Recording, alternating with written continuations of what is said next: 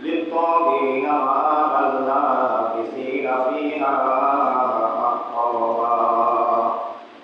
صدق الله المولى العظيم وصدق رسوله النبي الحبيب الكريم ونحن على ذلك من الشاهدين والشاكرين.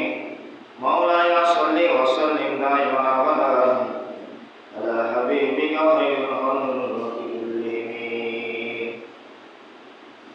সম্মানিত উপস্থিত মুসল্লিগণ, আগত মুসল্লিগণ, বাবার বয়সী মুরব্বীরা, সময় বয়সী যুবক ভাইয়েরা, শ্রেণীর কচি মাহফিল বাচ্চারা, পর্দাবেশী বস্ত্র খাওয়াবি মাওলানা সর্বপ্রথম আসসালাম গ্রহণ করুন। আসসালামু আলাইকুম ওয়া রাহমাতুল্লাহি ওয়া বারাকাতুহু। মহান রব্বুল আলামিনের দরবারে লাখো কোটি শুকরিয়া আদায় করি যে মহান রব্বুল আলামিন আমাদেরকে দুনিয়ার সমস্ত কাজ থেকে বিরত রেখে মাহে জিলকদের চতুর্থ জুমার নামাজ আদায় করার লক্ষ্যে আল্লাহর দরবারে যাওয়ার সাকার আশা বসার তৌফিক দান করেছেন। সে মহান মুনিফের দরবারে কালিমাতুশ শুকর ও সুজুদ আদায় করে সকলে বলি আলহামদুলিল্লাহ। আরে শুকরিয়া আদায় করে যে মহান রব্বুল আলামিন তার প্রিয় হাবিব সাল্লাল্লাহু আলাইহি ওয়াসাল্লামের উম্মত হিসেবে দুনিয়ার জমিনে প্রেরণ করেছেন। সেই নবীর কদম মোবারকে লাখো কোটি দরুদ সালামের হাদিয়া প্রেরণ করে সকলে বলি সাল্লাল্লাহু আলাইহি ওয়াসাল্লাম। আল্লাহ পাক রব্বুল আলামিন আমাদের প্রত্যেকের আশা আশা রুকু সিজদা জিকির আজকার তাসবিহ তাহলিল আল্লাহ তাআলা কবুল করুন, আমিন। যতক্ষণ পর্যন্ত জুমার আলোচনা এবং জুমার নামাজ শেষ হবে না ততক্ষণ দুটি সাথে বসে আলোচনা শ্রবণ করে ইবাদত বন্দি করে সকলকে আল্লাহর নেককার বান্দা হওয়ার তৌফিক দান করুন, আমিন। আমরা প্রতি জুমার মধ্যে একটা বিষয় আলোচনা করে থাকি। গত জুমার মধ্যে আমরা আলোচনা করেছিলাম জান্নাতীদের নিয়ামত সম্পর্কে আলোচনা করেছিলাম। জান্নাতীদেরকে আল্লাহ কিভাবে মেহমানদারি করবে সে বিষয়ে আলোচনা করেছিলাম। আজকের বিষয় হলো জাহান্নামীদের জন্য আল্লাহ, সীমা লঙ্ঘনকারীদের জন্য আল্লাহ কি শাস্তি রেখেছে, কি শাস্তি তাদেরকে আল্লাহ দিবে, তাদেরকে আল্লাহ পরকালে কিরকম রাখবে সে বিষয়ে আলোচনা করার চেষ্টা করবো ইনশাআল্লাহ। আল্লাহ প্রত্যেকের ধৈর্য সাথে বসার তৌফিক আমিন বলি। আমরা দুনিয়ার যত কিছু করি না কেন আল্লাহর হুকুমের বাইরে যেতে পারি, কথা বলেন, আল্লাহর হুকুমের বাইরে যেতে পারি, যেতে পারি। আল্লাহর হুকুমের বাইরে যাওয়া মানে সীমা লঙ্ঘনকারী। কি কারি? সীমা লঙ্ঘনকারী। সীমা লঙ্ঘনকারীরা দুনিয়ার, মনে করেন আমরা কোন একটা ফ্যাক্টরিতে কোন একটা জায়গার মধ্যে আমরা যেমন আমরা জিজ্ঞাসা আছি এখন মসজিদে এখানে আমরা কথা বলার সময় কোরআন হাদিসের বাইরে যে আমরা যে কথা বলি তাহলে এটার একটা শাস্তি আসার আছে। যারা ব্যাংকের চাকরি করে, বিভিন্ন মিল ফ্যাক্টরির মধ্যে চাকরি করে, কেন মালিকের একটা রোল আসার আছে। মালিকের একটা যার যার যোগ্যতা অনুযায়ী কে কতটুকু যেতে পারবে, কতটুকু করতে পারবে, কতটুকু কাজ করতে পারবে, একটা রোল আসার আছে, সীমাবদ্ধ আসার আছে। ওই সীমাবদ্ধতা সীমাকে অতিক্রম করে কেউ কাজ করে তাকে বলা হয় সীমা লঙ্ঘনকারী। সীমা লঙ্ঘনকারী। আমরা দুনিয়ার জমিনে সীমা লঙ্ঘনকারী আমরা চিনি, কিন্তু যখন আখিরাতের বেলায় চলে আসি আমরা সীমা লঙ্ঘনকারীর মধ্যে আমরা প্রতিনিয়ত আমরা আল্লাহর সীমা লঙ্ঘন করতেছি সেটা আমরা বুঝতে পারি। আল্লাহ প্রত্যেককে সীমা লঙ্ঘনকারী থেকে বাঁচার তৌফিক দান আমিন বলি। প্রত্যেককে আল্লাহর নেককার বান্দা হওয়ার, আল্লাহর ওয়াফাদার বান্দা হওয়ার তৌফিক দান আমিন বলি। আল্লাহ পাক রব্বুল আলামিন কোরআনে কারীমের মধ্যে সূরা নাবার মধ্যে ইরশাদ ফরমান, বিসমিল্লাহির রহমানির রহিম, ইন্না জাহান্নামা কানাত মিরসাদা। আল্লাহ ইন্না বলে, ইন্না নুন তাসদীদ তাকিদ দিয়ে নিশ্চয় আল্লাহ নিশ্চয় বলে বোঝাচ্ছেন নিশ্চয় জাহান্নামী যারা আছে, জাহান্নাম তাদের জন্য অপেক্ষা করতেছে। ইন্না জাহান্নামা, আল্লাহ বলতেছে জাহান্নাম তাদের জন্য অপেক্ষা করতেছে। কানাত মিরসাদা, যারা দুনিয়া 100 বছর হায়াতকে তারা আমার পথে পথে না চলে আমার সীমাকে যারা লঙ্ঘন করেছে তাদের জন্য আল্লাহ আমার জাহান্নাম তাদের জন্য অপেক্ষা করতেছে।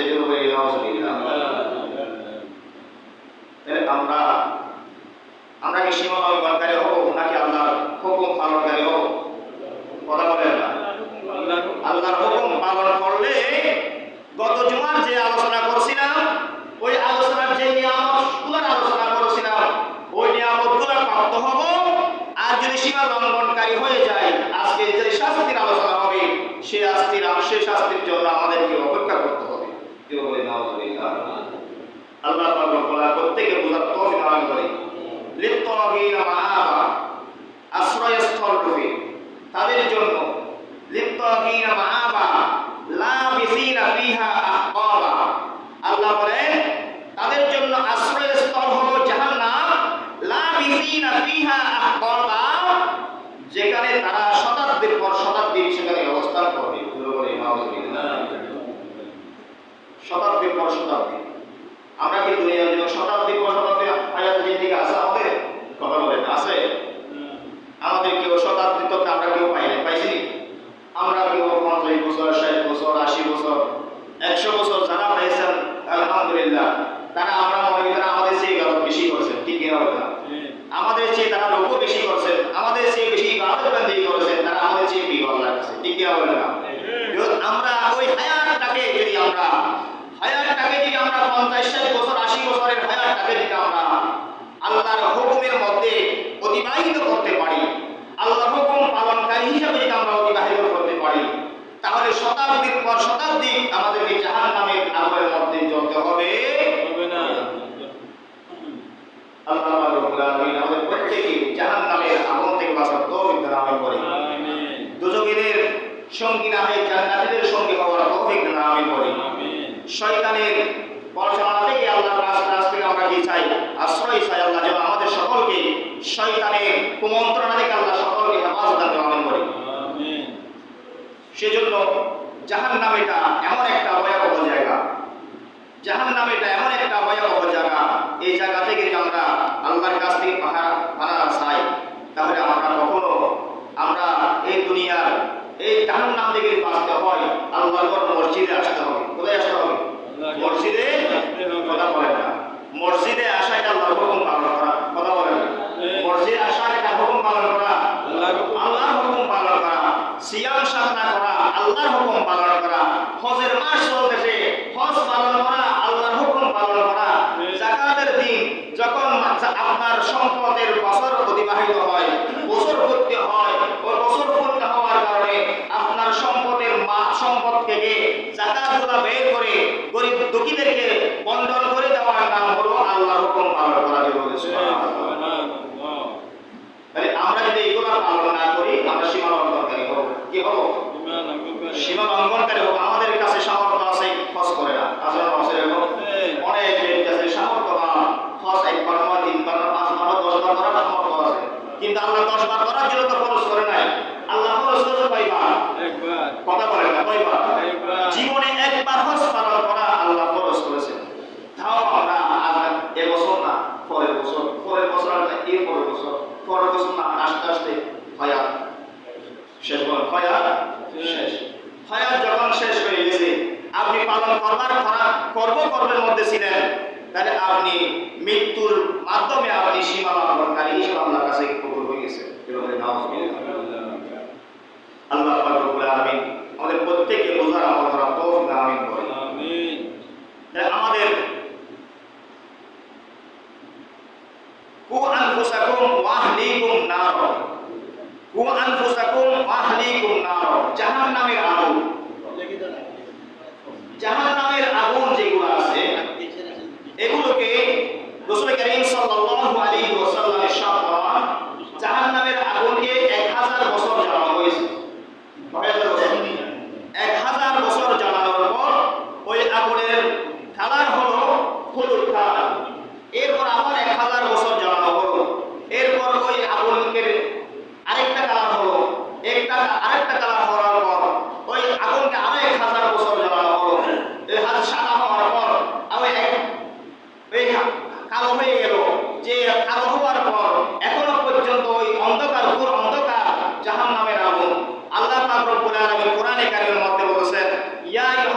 আইয়ুহাল্লাযীনা আমানু, হে ঈমানদারগণ, কু আনফুসাকুম, তোমার পরিবার, ওয়া আহলিকুম নার, তুমি বাঁচো এবং তোমার পরিবার পরিজনকে বাঁচো, ওয়া আহলিকুম নার, জাহান্নামের আগুন থেকে, ওয়ালা ইয়াদুররুকুম ওয়া আওলাদুকুম ওয়া আমওয়ালিকুম ফি দীনিকুম শাইআন ওয়া মান ইয়াফআল যালিকা ইয়ালকা আসামা।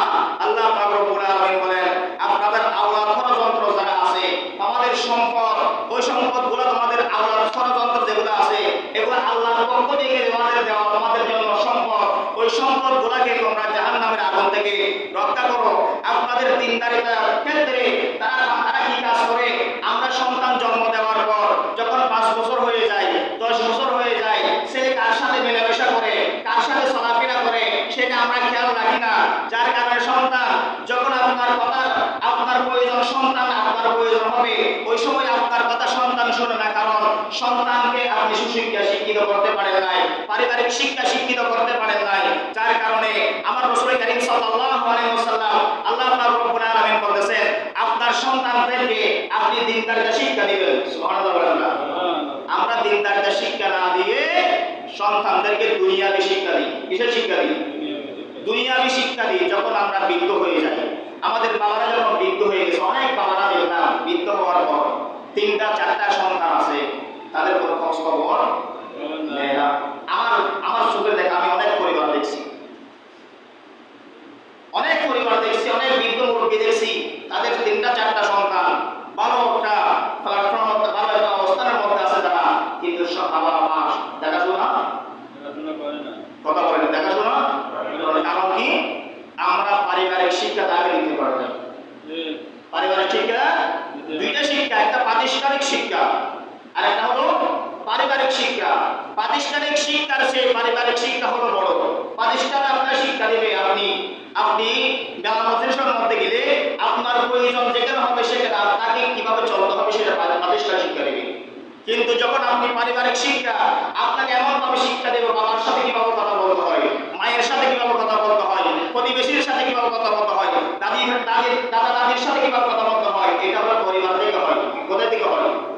পরিবার থেকে, মা থেকে হয়, বাবা থেকে হয়। মা এবং বাবার মাধ্যমে যে শিক্ষায় শিক্ষিত হয়ে সন্তান বড় হবে, এই সন্তান শিক্ষিত হওয়ার পর এটা সুসন্তান হবে। যে বলে সুবহানাল্লাহ।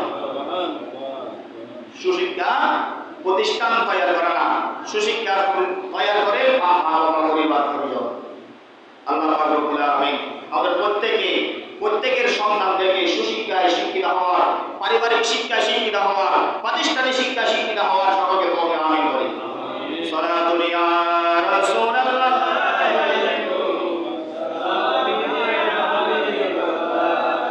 ফি দীনিল্লাহি শাইআন ওয়া মান ইয়াফআল যালিকা ইয়ালকা আসামা।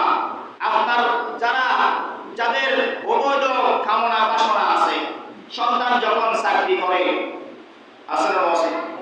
সন্তান যখন চাকরি করে, আপনি চাকরি করার মাস শেষে বেতন কয় টাকা পায় তার হিসাব নিকাশ নেওয়া পিতামাতার দায়িত্ব। কার দায়িত্ব? পিতামাতার দায়িত্ব। কয় টাকা ইনকাম করে, তার বেতন কত আপনার হাতে দিবে। আপনি 2য় মাস দেখছেন আপনার সন্তান প্রথম মাসে 5,000 টাকা, 2য় মাসে যখন 10,000 টাকা দিলে আপনি খুশি নিয়ে নিলেন। আপনার একবার জিজ্ঞাসা করা উচিত ছিল, তুমি গত মাসে 5,000 টাকা দিলা, এই মাসে 10,000 টাকা কোথায় থেকে দিচ্ছ? এটা মা বাবার জিজ্ঞাসা করা, সন্তানের কাছ থেকে জিজ্ঞাসা করা মা বাবার দায়িত্ব। শুধু টাকা ইনকাম করে দিবে, এই টাকা আমি খরচ করবো, এই টাকা দিয়ে জায়গা কিনবো, বিল্ডিং করবো, এটা নয়। এটা বাড়তি টাকা কোথেকে আসছে, এটা সৎ পথে ইনকাম করছে কিনা, নাকি অবৈধ পথে ইনকাম করছে। অবৈধ পথের টাকা যদি সে ইনকাম করে, এই টাকা আমার হাতে নিতে পারবো না, এই টাকা আমি নিতে পারবো না, যার কাছ থেকে নিয়ে আসছে তাকে দিয়ে যায়। এটা হলো সৎ বাবা এবং সৎ মায়ের শিক্ষা। সৎ বাবা এবং সৎ মায়ের শিক্ষা। যখন আমরা এই শিক্ষা যখন আমার সন্তানকে প্রথম মাসের স্যালারির মধ্যে, প্রথম মাসের বেতনের মধ্যে যখন দিয়ে দিব, আমার সন্তান, আপনার সন্তান 2য় মাসের মধ্যে বই করবে কি করবে না? কথা বলে না, করবে কি করবে না? যদি আপনি তাকে সাহস দিয়ে দেন, তাকে আপনি সুযোগ দিয়ে দেন, 2য় মাস, 3য় মাস আরো বৃদ্ধি, তার মাধ্যমে আরো অন্যায় অনাচার বৃদ্ধি পাবে। আল্লাহ পাক রব্বুল আলামিন প্রত্যেককে বোঝার তৌফিক দান করেন। আমিন। الله تعالى ما يفعل الله بعذابكم إن شكرتم وآمنتم আল্লাহ পাক রব্বুল আলামিন বলেন তোমাদের শাস্তি দিয়ে আমার কি লাভ, আমি কি করব? আল্লাহ বলতেছে আমি তোমাদেরকে শাস্তি দিয়ে আমি কি করব? তোমাদেরকে কথা আমি এত মহব্বত করে সৃষ্টি করেছি, সেই জন্য আমার 99 নামের মধ্যে আল্লাহ শব্দ নামের পর যে দুইটা নাম আছে এই দুইটার নাম হলো রহমানুর রহিম। রহমানুর রহিম, অসীম দয়ালু। আমি এত দয়া করে মহব্বত করে ভালোবাসে আমি তোমাদেরকে সৃষ্টি করেছি। মা ইয়াফআলুল্লাহু বিআযাবিকুম ইন শাকারতুম, আমি তোমাদেরকে শাস্তি দেওয়ার জন্য, তোমাদেরকে আমি মারার জন্য, তোমাদেরকে কষ্ট দেওয়ার জন্য আমি সৃষ্টি করিনি, আমি তোমাদেরকে ভালোবেসে সৃষ্টি করেছি। ওয়া মানতুম, তোমরা তার প্রতি বিশ্বাস স্থাপন করতে পারো, নেক আমল করো।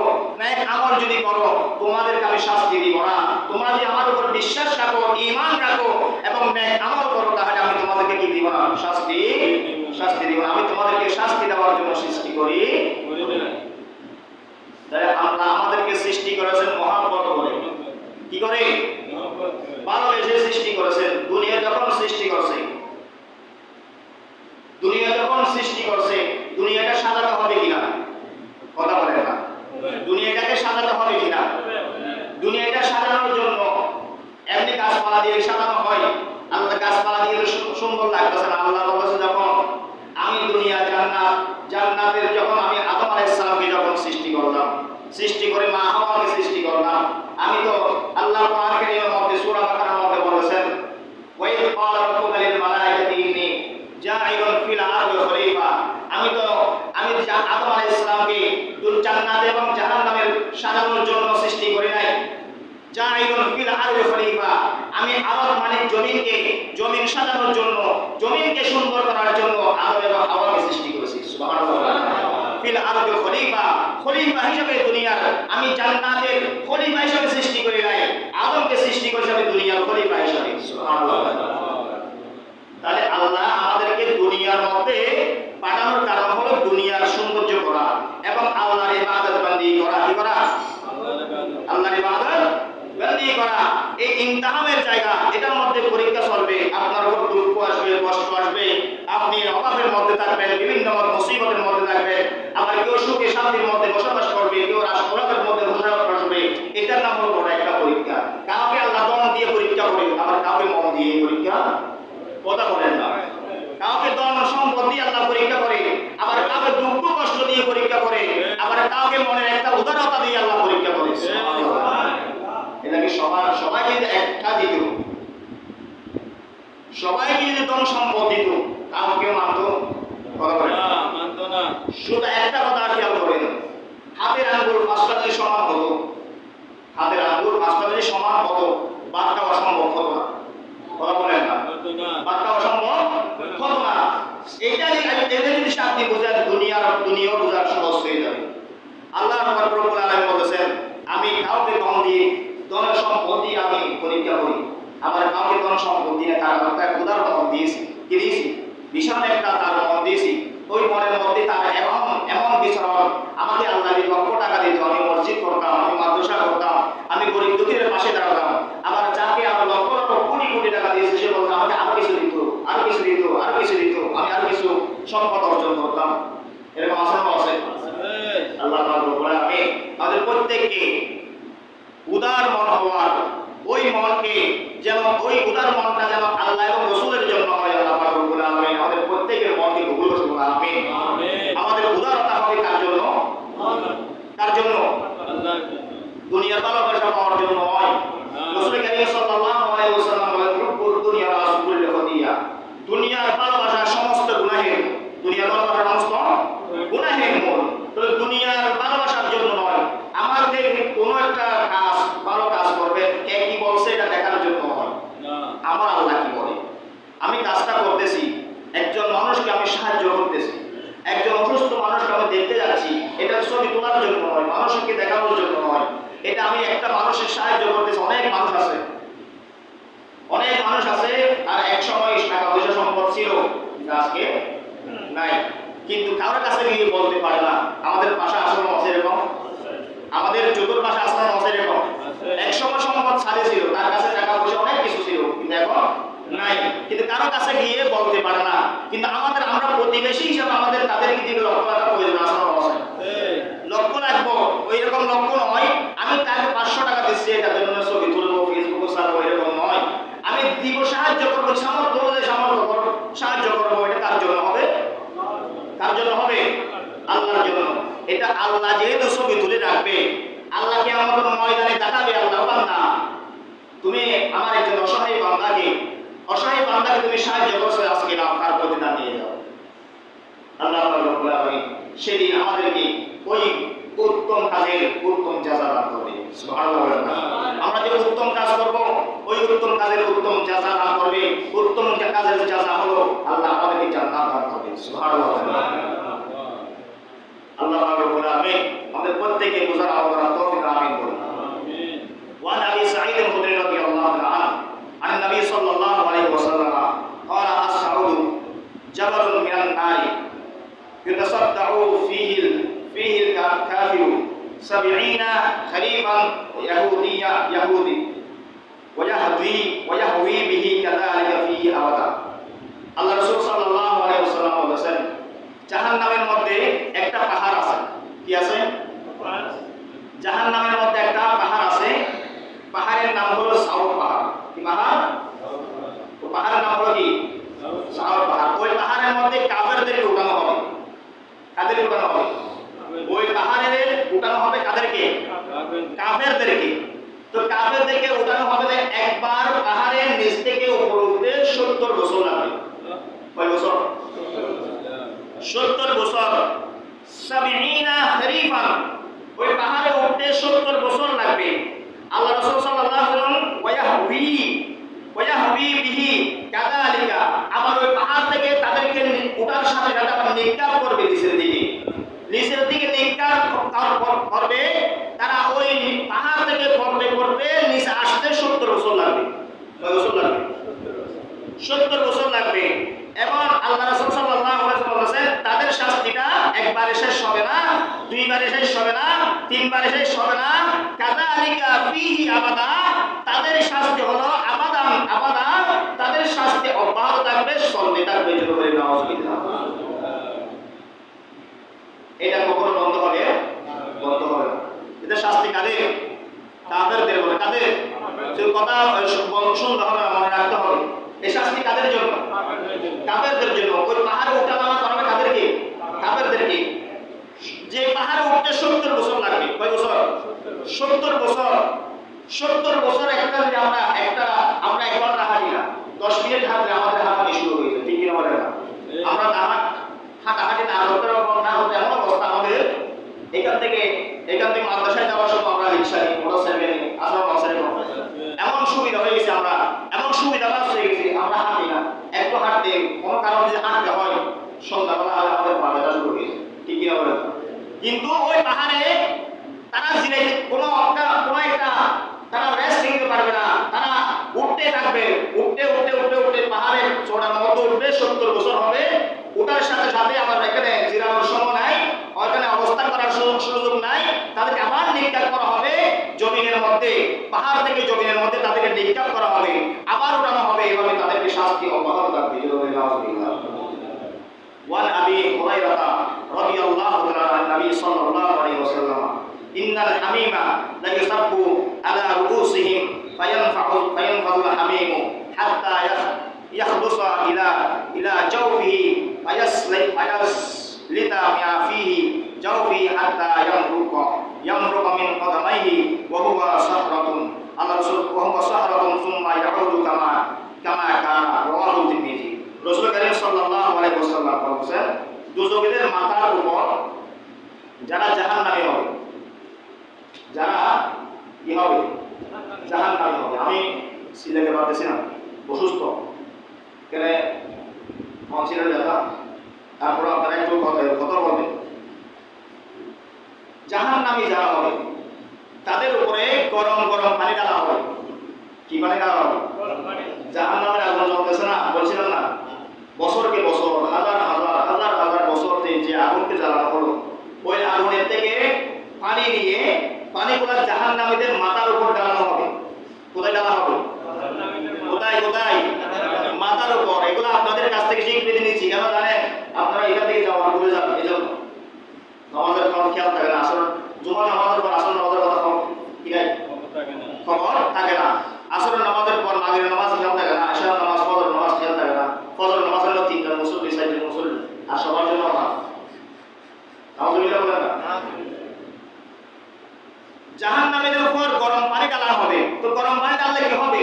আল্লাহ রাসূল সাল্লাল্লাহু আলাইহি ওয়াসাল্লাম বলেন, ওই গরম পানিগুলো তাদের মাথার উপর দিয়ে ছিদ্র করে শরীরের ভিতরে ঢুকে তাদের শরীরের সমস্ত জিনিসগুলোকে বিগলিত করবে, একদম গলে ফেলবে, কিন্তু সার আর ভিতরে থাকবে, ভিতরে থাকবে, সেগুলো চামড়ায় বাইরে যাবে না। এগুলো বাইরে হবে কোন দিকে? রাসূল কারীম সাল্লাল্লাহু আলাইহি ওয়াসাল্লাম বলেন, ওই জিনিসগুলো মা ফিহি জাওহি হাত্তা ইয়ামরুকা মিন কদমাইহি ওয়া হুয়া সাহরাতুন সুম্মা ইয়াউদু কামা কানা।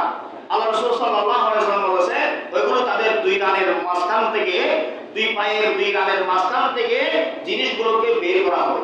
নাউজুবিল্লাহ বলেন। অর্থাৎ লজ্জাস্থান দিয়ে বের করা হবে। কোথায়? লজ্জাস্থান দিয়ে বের করা হবে। এগুলা বের করা হবে, তাদেরকে তারা বুঝতে পারবে ওই শাস্তিগুলা তাদেরকে চলতেই থাকবে জাহান্নামের উপর। নাউজুবিল্লাহ বলেন। এই শাস্তি কি আমরা শাস্তি থেকে বাঁচার প্রয়োজন আছে না? আছে। এই শাস্তি থেকে বাঁচতে হলে কি নামাজ ছেড়ে দিব নাকি নামাজ পড়বো? মসজিদ থেকে দূরে সরে যাবো নাকি মসজিদে আসবো? কথা বলেন না।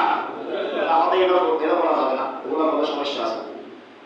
মসজিদ থেকে দূরে সরে যাবো নাকি মসজিদে আসবো? মসজিদ থেকে দূরে সরে যাওয়া যাবে, যাওয়া যাবে না। ওয়ান আব্বাস রাদিয়াল্লাহু তাআলা আন্না রাসূলুল্লাহ সাল্লাল্লাহু আলাইহি ওয়াসাল্লাম ক্বারা হাযিহি আয়াত ইত্তাকুল্লাহা হাক্কা তুকাতিহি ওয়া লা তামুতুন্না ইল্লা ওয়া আনতুম মুসলিমুন। আব্বাস রাদিয়াল্লাহু তাআলা বলেছেন, রাসূল কারীম সাল্লাল্লাহু আলাইহি ওয়াসাল্লাম আমাদেরকে একটা আয়াত তেলাওয়াত করেছেন। কি আয়াত? কোরআন কারীমের একটা কি করেছেন? আয়াত তেলাওয়াত করেছেন, তোমরা আল্লাহকে ভয় করার মতো করো। যার অর্থ, তোমরা আল্লাহকে ভয় করার মতো করো।